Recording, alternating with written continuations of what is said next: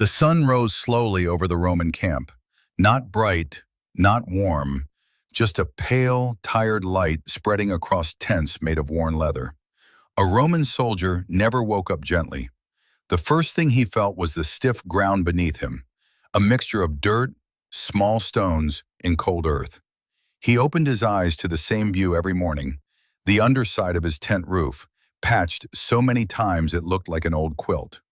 His armor waited for him outside, cold, heavy, and smelling faintly of iron and sweat. He sighed, quietly, because he knew the day would be long, slow, and repetitive, just like every other day.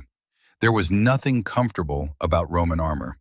First, the linen undertunic, rough against the skin, then the heavy lorica hamada, the chainmail that pulled down on his shoulders like he was carrying a sack of stones. Piece by piece, he tightened the straps, hearing the faint jingling of metal rings. It took time, always too much time, and never got easier. The helmet was the worst, hot in summer, cold in winter, always pressing against his forehead. He breathed in the morning air, already tired, and the day had barely begun. Roman soldiers marched more than they fought, step after step, mile after mile, dust rising and settling on their armor, making them look like walking statues. The centurion shouted commands, but after hours of marching, his voice blended with the sound of boots striking the hard road. Marching was slow, repetitive, monotonous, a rhythm that never changed. Left foot, right foot, left foot, right foot. The world passed by in a blur of trees, roadside stones, and the constant weight of their packs. Every evening they built a camp. It did not matter if they were tired, hungry, or aching from the march. The work began the moment they stopped walking. Digging trenches, raising wooden stakes, setting up tents, all before they could rest.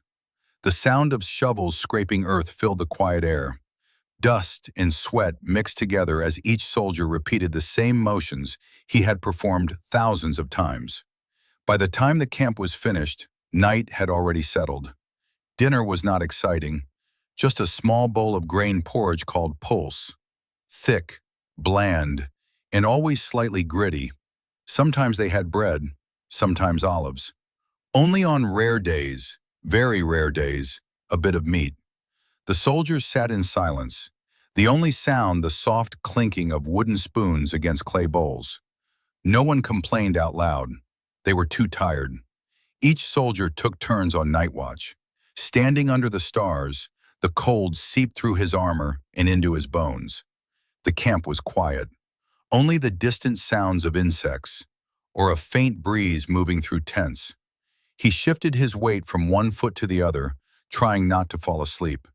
Hours passed slowly, like time itself was tired.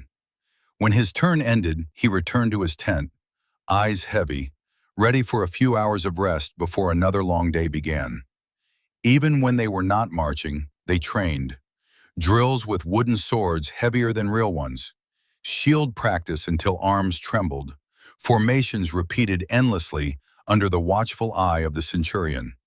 The training field was dusty, the sun hot, and the exercises always the same. Step forward, raise shield, push, retreat, again, and again, and again.